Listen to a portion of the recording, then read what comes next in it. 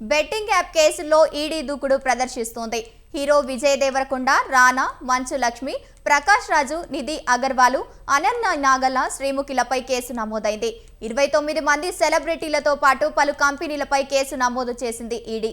సినీ సెలబ్రిటీలు, యూట్యూబర్స్, ఇన్ఫ్లుయెన్సర్లు, పీఎంఎల్ఏ కింద విచారించనున్నారు.